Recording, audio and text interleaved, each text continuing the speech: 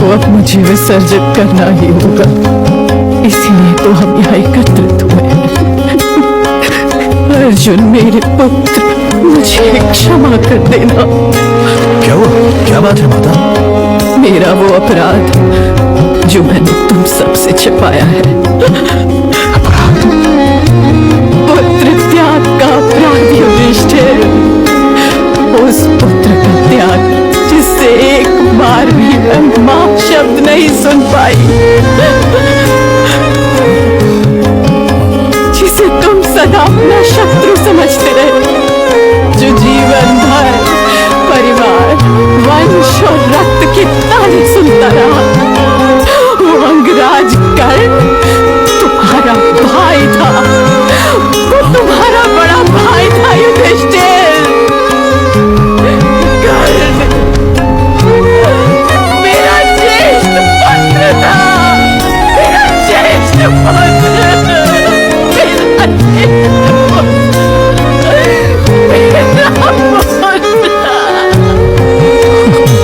तो अपने ही भाई का वध कर दिया। वो मुझसे समय मांगता रहा और मैंने उसे एक अवसर भी नहीं दिया। मैंने उसकी आंखों में आंखें डालकर उस पर बाढ़ चला दिया। मुझे क्षमा कर दो पुत्र। मैं आपको तो क्षमा कर दूं, परंतु मुझे कौन क्षमा करेगा माता? आपने इतना बड़ा सत्य हमसे छिपाया। आपको अनुमान नहीं आपने क्या कर दिया माता। नहीं, कभी ऐसा नहीं होना चाहिए। मैं श्राप देता हूं कि आज के बाद कोई स्त्री कोई बात छिपा नहीं पाएगी।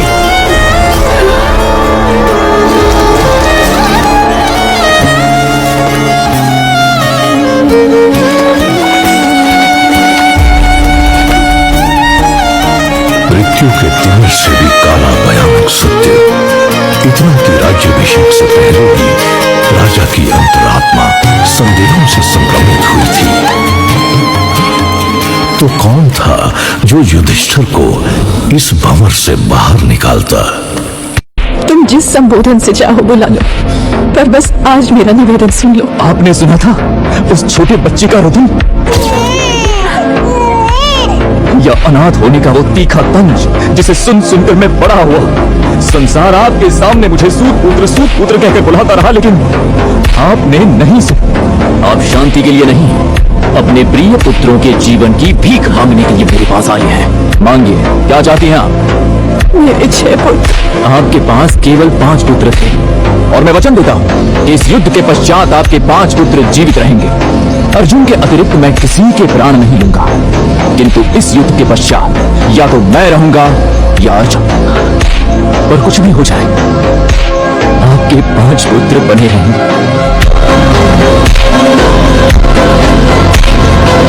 इस भिखारी को निकाल फेंको यहाँ से। तुमने भरी सभा में एक ब्राह्मण का अपमान किया था, अब रणभूमि में इस क्षत्रिय का सामना करो द्रुपद।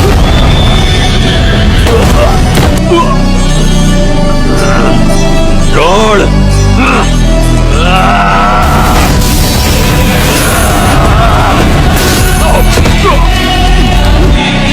ये चेहरा याद करो द्रुपद।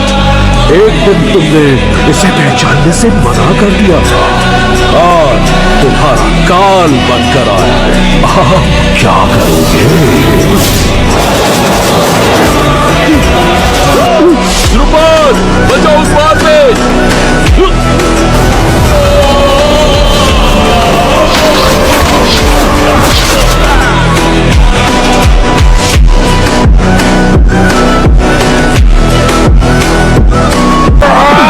देख क्या रहे हो अर्जुन?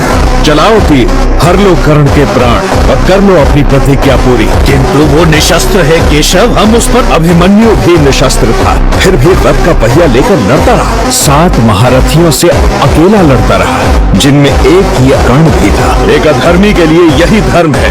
इस अपराधी का नाश करने के लिए अंजालिका अस्त्र का आह्वान करो। ले लो इसके प्राण।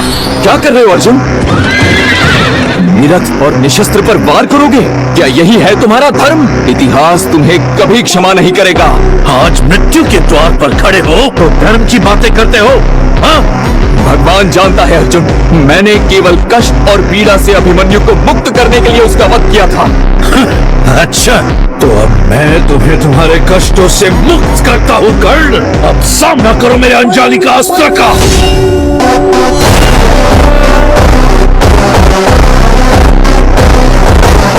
एक राक्षस से इतना डर गए कि अर्जुन को ही भूल गए। इस युद्ध का अक्ष है अर्जुन। मेरे पास वो बाण है जिससे कृष्ण भी अर्जुन को नहीं बचा सकते। इंद्र का दिया एकाग्नि बाण, और ये बाण तो मैं सिर्फ अर्जुन पर चलाऊंगा। अर्जुन, कहाँ छुपे बैठे हो? योद्धा हो तो मेरा सामना करो। कृष्ण की आड़ में छुपना छोड़ दो। आज ही के लिए जन्मा, मृत्यु को परास्त कर कौन वापस आ रहा है? आज यहाँ युद्ध नहीं होगा, तांडव होगा। साक्षात मृत्यु नाचेगी। उन्हें बचने के लिए धरती कब पड़ जाएगी और आकाश छोटा।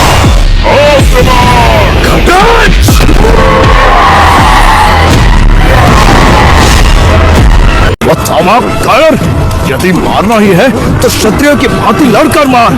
तूने मारा था क्या? मेरे निहत्थे पिता को लड़कर?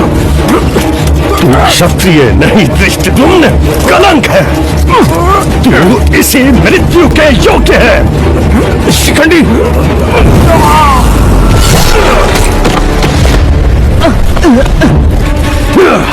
नीच पापी, सोते हुए पर वार करता है। तुझे तो नर्क में भी स्थान नहीं मिलेगा दुष्ट। और तुझे कहाँ स्थान मिलेगा किन्नर शिखंडी? ना पूरा पुरुष, ना स्त्री।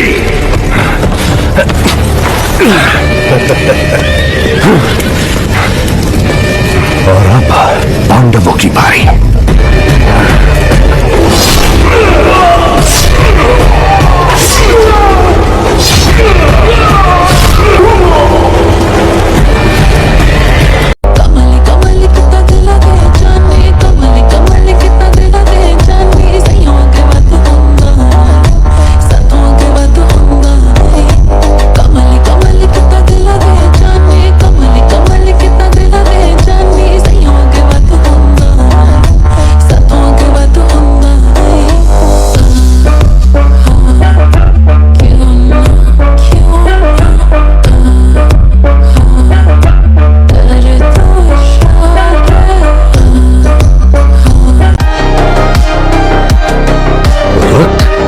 तुम्हारा रक्त बह रहा है कर्ण।